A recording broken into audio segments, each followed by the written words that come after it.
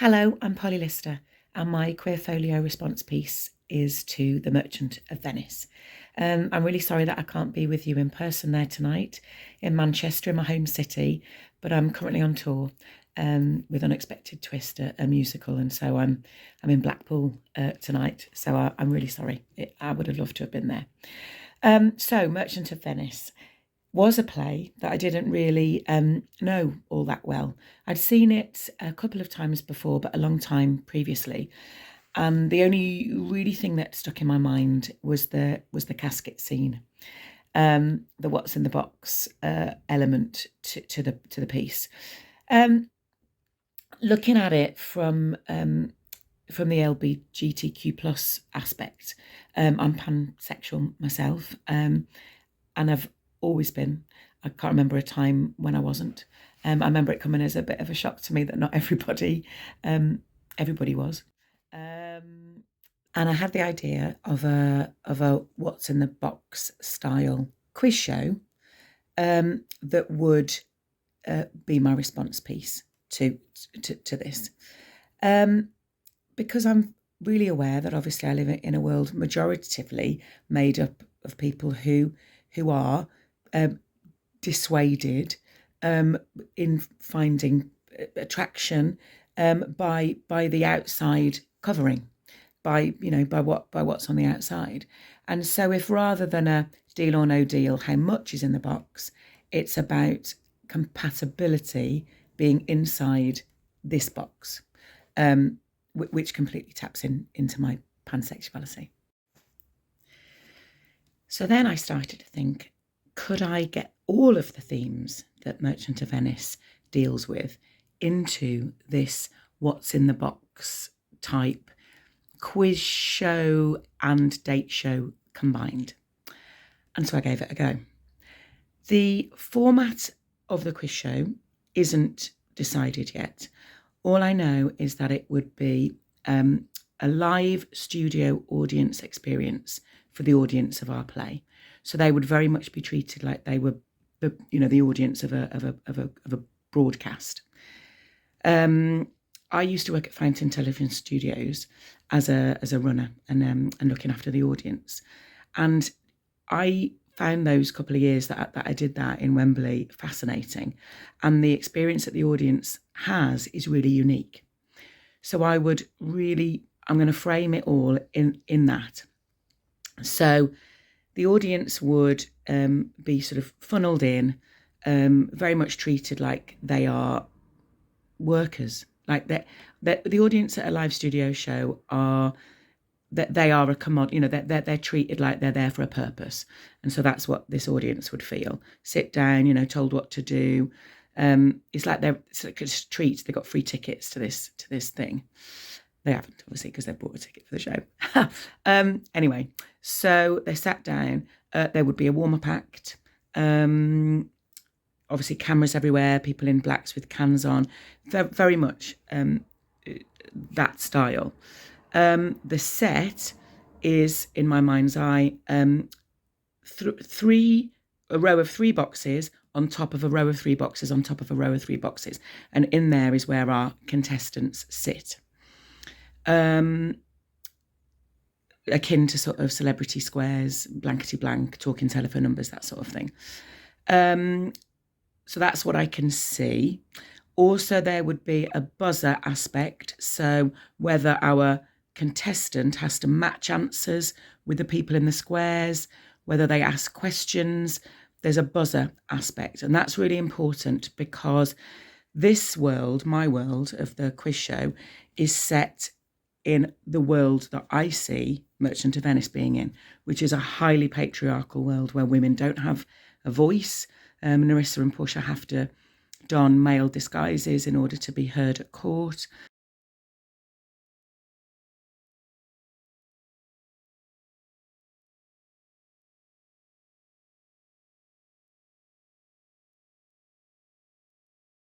We're also set in a world where this woman's fate is being decided on the decree of a dead man. Her father was put into place. The fact that she will marry the man who gets this quest correct. So it's very much set up to sort of take away agency and people's rights to make decisions. And none more so than the women in the play. So in my world of the dating game show, quiz show, the female identifying contestants, when they buzz in to answer a question or to match, the channel that this is being broadcast on they can't hear the words, and they are told, sorry, Narissa, you're on mute. And so Narissa has to unmute herself live in the studio by putting up a little stick which has got a moustache on or a beard, something that makes her look male. And then the presenter can go, yeah, we can hear you now. And so whenever any of the women identifying contestants speak, it's always with one of these little male paddles that they put up. So that's what I'm seeing. So a bit about the world. So this world we're in is, it's a media channel called something like Patriarch Media or something, so that we know where we're in.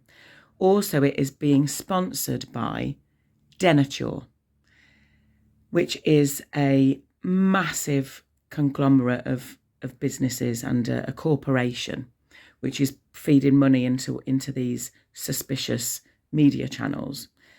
And Denature, very much in my world, works on one of the themes of the play is the terrible injustice that happens to Shylock. In my world, he wants his pound of flesh, he wants his bond, but he says a line that says, I've done nothing wrong, so I don't fear the judgment. I don't, that somebody says, how can you expect mercy? And he says, well, I don't need mercy because I've done nothing wrong. And I believe that's true. So one of the aspects that I really want to deal with is how unjustly he is punished. So he loses all of his money. He has to give it to Jessica and Lorenzo, which is not fair. The forfeiture is gone. He doesn't get his money back off Antonio and Bassanio. But more than that, the bad thing that's led me onto this Denature thing is he is told that he has to convert to being a Christian.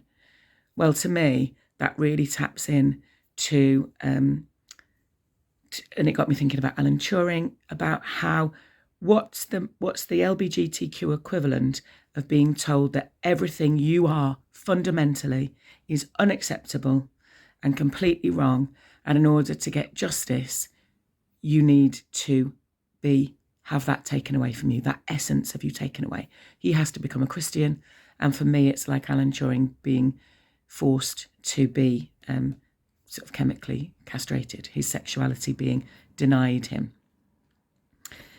So in this world, anything out of the norm is non-acceptable. And so Denature, which comes from the word denature, which is what I believe they do to Shylock and what they were trying to do to Turing, is this company which seeks to normalise the individual, make them acceptable. Okay, so that's an element that I want to bring into Merchant of Venice as well.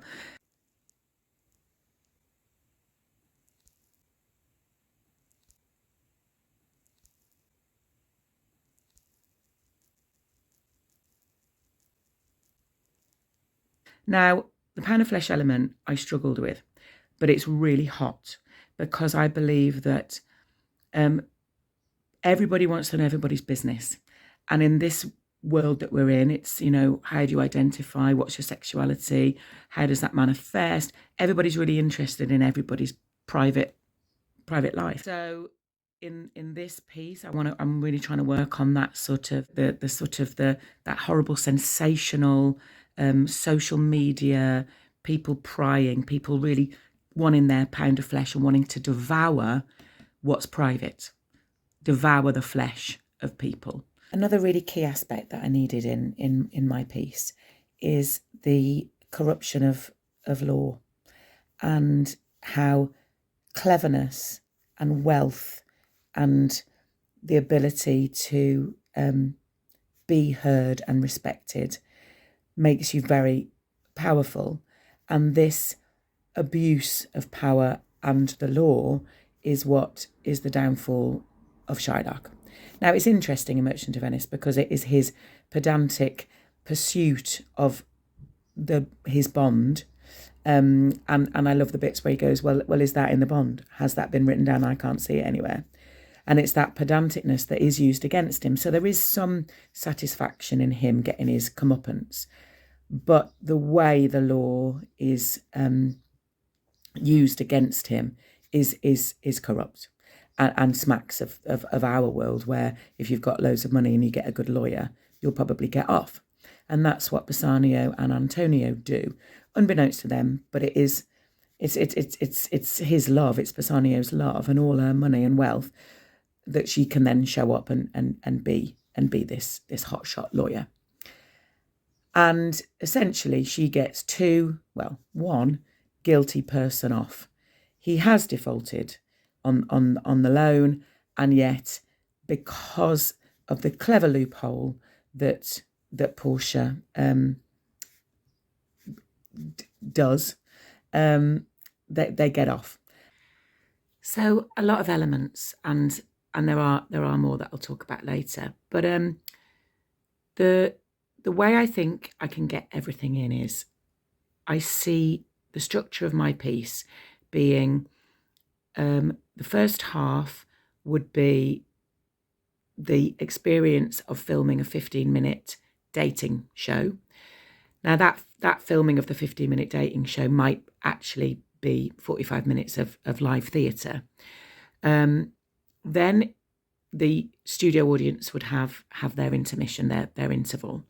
And there wouldn't really be an interval. I mean, people could go to the Louvre if they want, but the experience would be, lots of the floor manager would come on, the warm-up act would come on, some adverts are played, and that's key. When I used to work at Fountain, there was a screen, and there would be sort of adverts or outtakes or things to watch in the interval.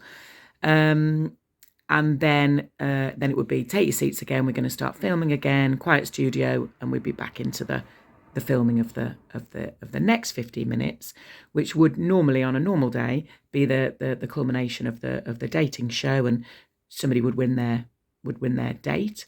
But in my version, it would be again however long, 45 minutes, and it would be the denouement of the piece, in which there's anarchy, and the actual status quo is turned on its head, and that world that we've built, we see crumble. We get our catharsis. So let's run the ad break, and you can see where I'm coming from.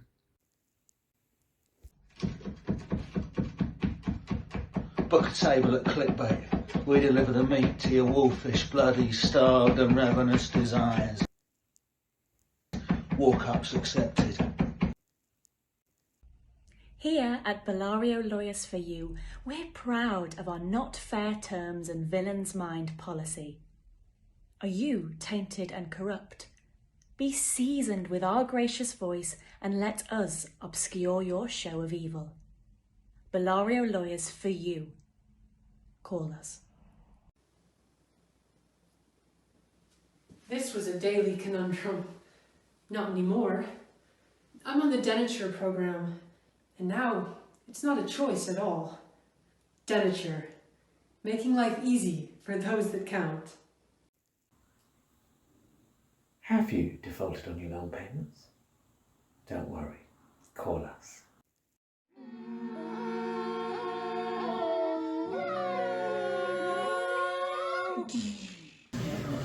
So that was me 5 years ago. Confused, right? Not anymore.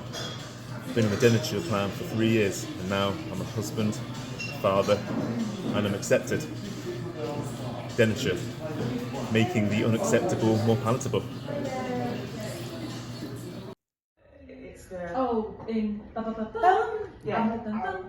I quite like just that.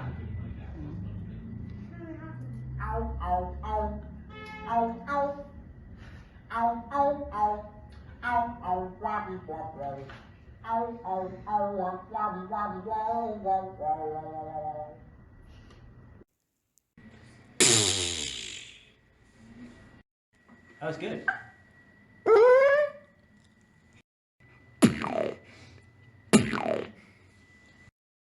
Ow, ow, ow. Ow, ow, ow. Ow, ow, wow, wow, wow.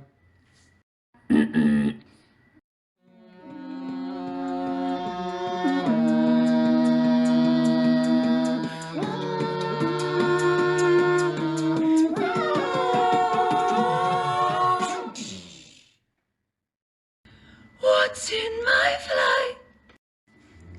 What's in my fly? What's in my fly?